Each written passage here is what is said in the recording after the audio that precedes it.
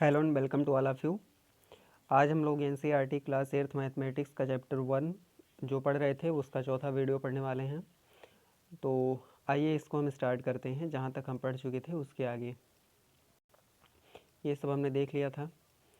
इसके आगे जो है ये पेज नंबर यहाँ तक हम जो है ये देख चुके थे। तो नेगेटिव ऑफ ए नंबर ये हमको देखना था। तो नेगेटिव ऑफ ए नंबर यानी किसी नंबर का नेगेटिव क्या होता है। जो किसी नंबर का नेगेटिव होता है उसको हम उस नंबर का एडिटिव इनवर्स बोलते हैं। तो पहले इसकी हम रीडिंग स्टार्ट कर देते हैं। तो यहाँ से हम इसको देखते हैं किस तरीके से लिखा हुआ है।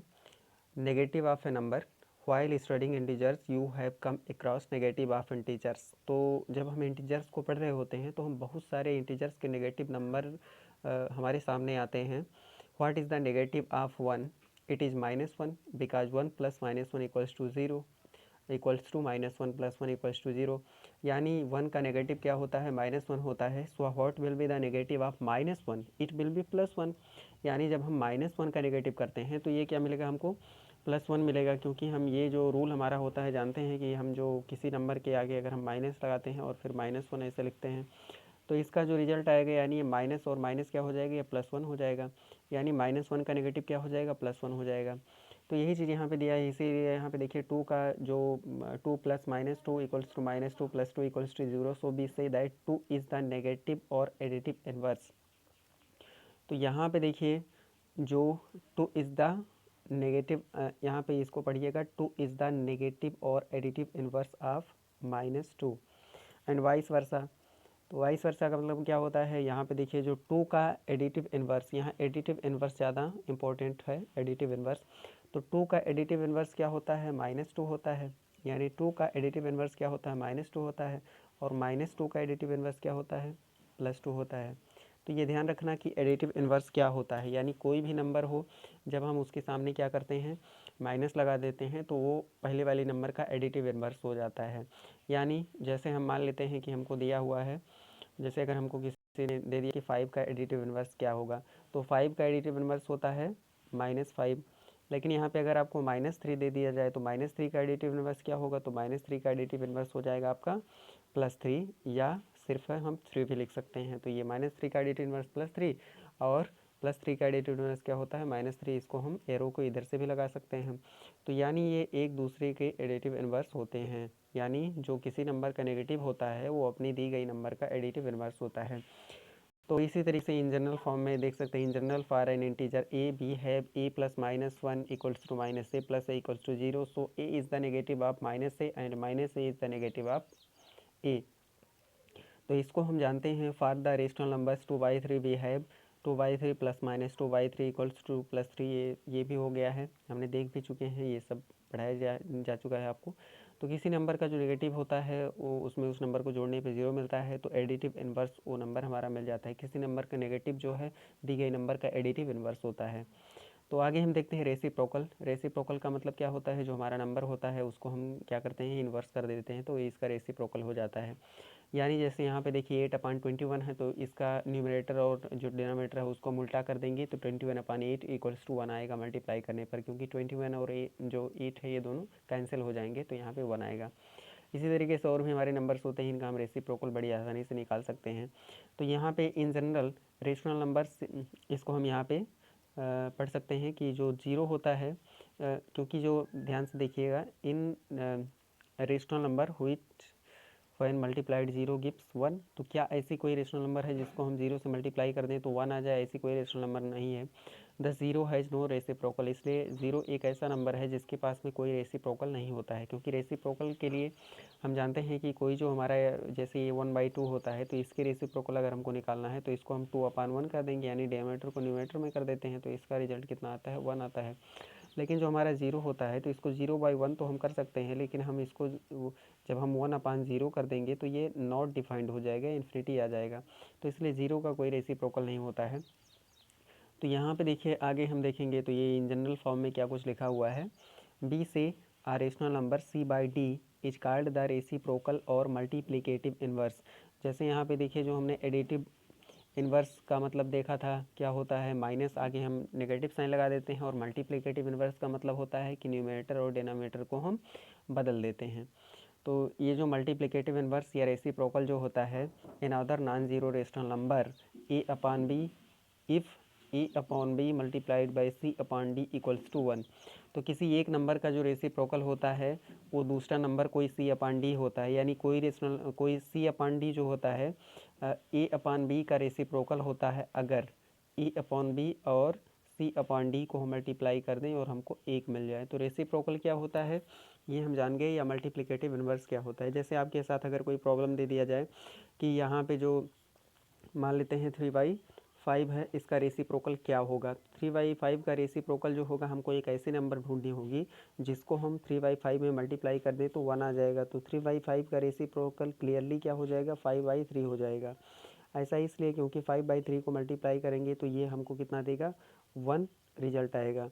तो किसी भी नंबर का जब हम रेसिप्रोकल ढूंढते हैं तो हम एक ऐसी नंबर ढूंढते हैं कि जिससे उसको मल्टीप्लाई करने के बाद हमको 1 आ जाए, और जो रेसिप्रोकल होता है उसको हम मल्टीप्लिकेटिव इन्वर्स भी बोलते हैं।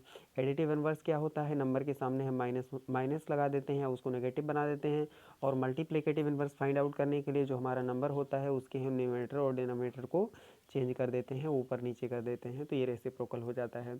अब देखिए अगला टॉपिक दिया है distributivity of multiplication over addition for rational numbers. तो डिस्ट्रीब्यूटिविटी का मतलब क्या होता है, ध्यान से देखिएगा। जैसे यहाँ पे देखिए 3 रेशनल नंबर हमको दिए गए हैं और इन तीनों रेशनल नंबर को हम किस तरीके से देखते हैं।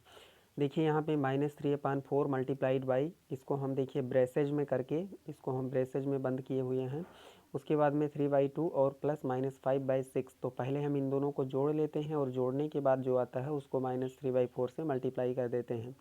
तो इस हिसाब से जब हम देखते हैं तो जो हमारा रिजल्ट आता है वो कितना आता है, 1/8 आता है। अब हम देखते हैं दूसरी तरीके से अगर इसको हम सॉल्व करते हैं तो हम क्या करते हैं, यहाँ पे ध्यान से देखिएगा।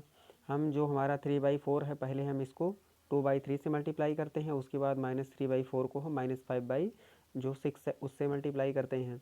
तो उस केस में हमारा क्या रिजल्ट आएगा अब देखिए जो हमारा -3/4 इसको हम 2/3 से यहाँ मल्टीप्लाई करें हैं, इस तरीके से यहाँ दिखाई दे रहा है।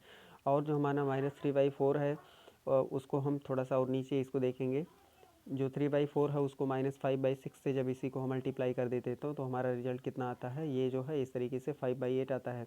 और जब हम यानी इस तरीके से -3/4 मल्टीप्लाइड बाई 2/3 और प्लस करके -3/4 मल्टीप्लाइड बाई -5/6 करते हैं तो इस तरीके से इसका भी रिजल्ट कितना आता है, -1/8 आता है। यानी जैसा कि हमने ऊपर देखा था कि इसका जो रिजल्ट पहले वाले का कितना आया था, ये -1/8 आया हुआ है, उसी तरीके से इसका भी रिजल्ट कितना आता है, -1/8 आता है।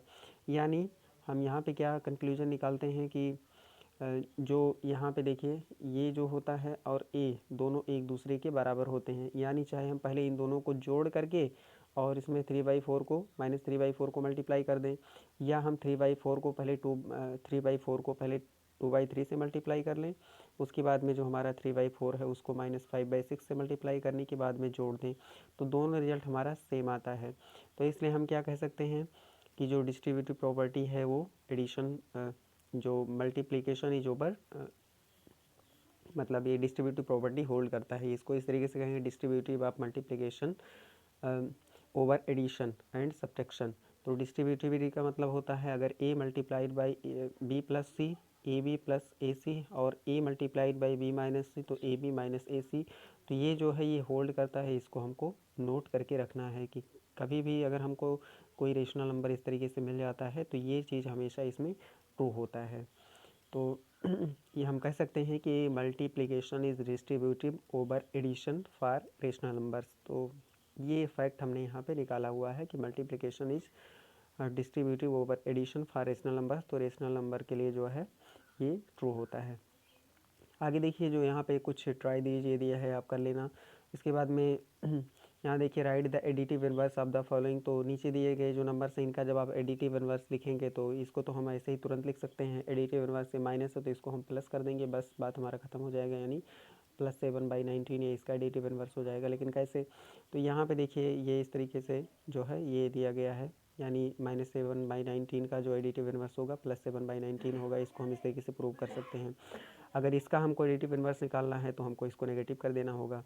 ये चीज़ हम इसको चेक कर सकते हैं, दोनों को ऐड करेंगे तो ये हमको 0 ही मिलेगा। आगे देखिए इसमें एक वेरीफाई करने के लिए दिया गया है, verify that minus minus x is the same as x for x is equal to 13/17। तो यहाँ देखिए और एक्स इज इक्वल टू -21/31। तो यहाँ देखिए बी है x is equal to 13/17। The additive inverse of x equals to 13/17 is minus x equals to -13/17। तो यहाँ पे निश्चित रूप से जो आपका 13/17 है और प्लस माइनस 13/17 है, इसका मतलब 0 हो जाता है। The same quality 13/17 plus minus 13/17 equals to 0। तो ये भी हमने देखा, shows that the additive inverse of -13/17 is plus 13/17। तो सेम चूँकि यहाँ पे हम एडिटिव इनवर्स की प्रॉपर्टीज़ इसको हम सॉल्व करते हैं, तो हम ये कह सकते हैं कि जो कोई नंबर होता है उसका जो एडिटिव इनवर्स होता है वो क्या होता है, वो यानी किसी नेगेटिव इंटीजर का जो, एक मिनट, किसी नेगेटिव रेशनल नंबर का जो एडिटिव इनवर्स होता है वो उसी नंबर का क्या होता है, पॉजिटिव हो जाता है।